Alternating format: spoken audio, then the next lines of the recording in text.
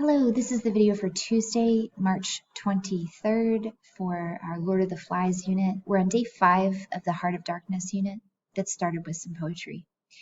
Today we're looking at setting. The standard that we're looking at is specifically 2A. We don't need to worry about the icebreaker because you weren't in class if you're watching this video. It's to identify and describe specific textual details that convey or reveal a setting. So that's from the AP world. What does that mean? In this standard, you're scanning the text for evidence that shows us what is the time and the place and the culture, and then what is imagery that points to the connotations of that setting. So we do that in class today, and your BGD is all about finding the connotations of imagery. So in class, we went over, well, what is the setting, literally? And I'll tell you what we found. The time, we agreed, it's 1940s, probably. It's around World War II. Seems like these boys are from England, and they were being evacuated from England because of an atom bomb. En route to whatever their safer location is, they crash into an island in the Pacific Ocean. It's a tropical island. We know that because there are coconuts and fruit, there's palm trees, it's hot. So we sort of get the gist of their setting from clues in the text. This is actually a pretty good map. It's from like a fan, it's not official, of the island and what it might look like.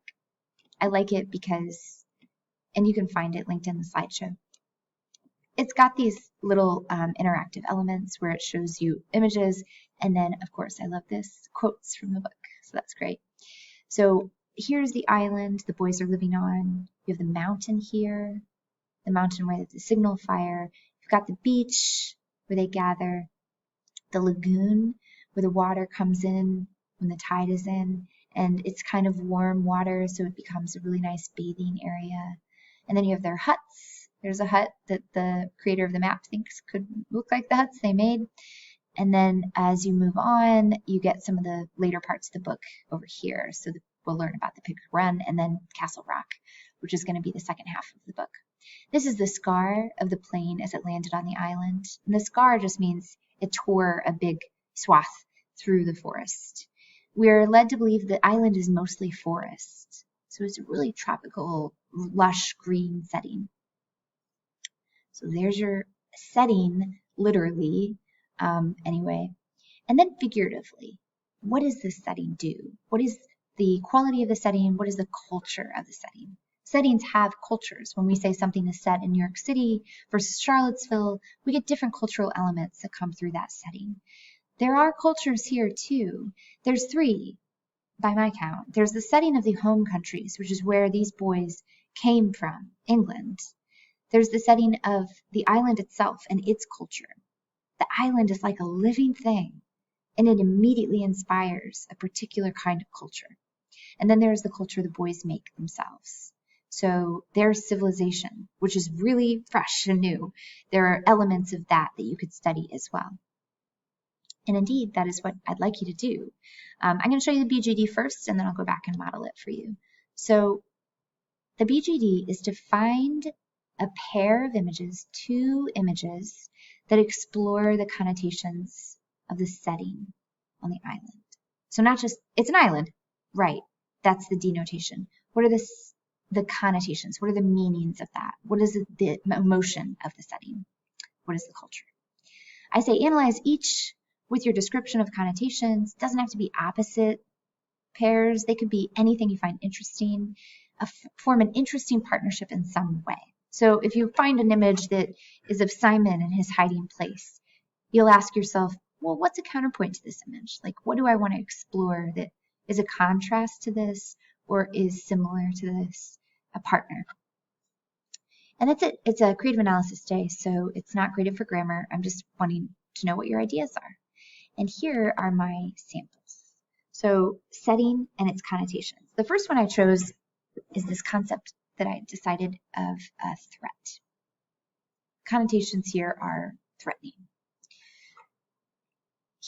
Ralph, jumped down from the terrace. This is right in the beginning of the book.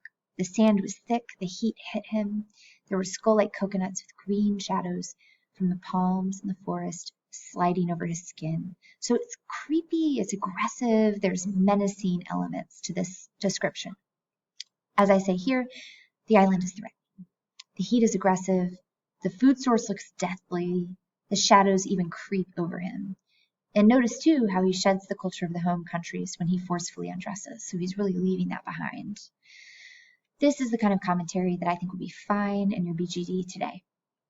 My counterpoint is an image I found that is really connoting peace. The connotations are peaceful. Simon, when he finds his hiding place, drops the screen of leaves back into place so he closes off the space.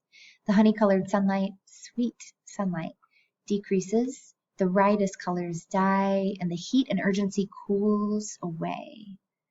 The candle buds stirred, the green sepals drew back a little, and the white tips of the flowers rose delicately to meet the open air. Connotations. The island still lives. There's a lot of movement, dying and cooling and stirring. The flowers are actually moving. But there's peace in that. There's fragile beauty. Simon is not threatened. He's really happy here. The sun is not oppressive. It's honey-colored. It's cool. The gentle flowers are cooling themselves in this evening.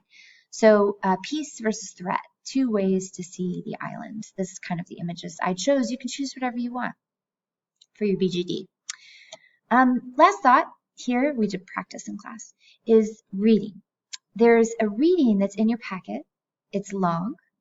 It is optional. I'm not going to check to see if you've read it. We're not going to have any tests on it.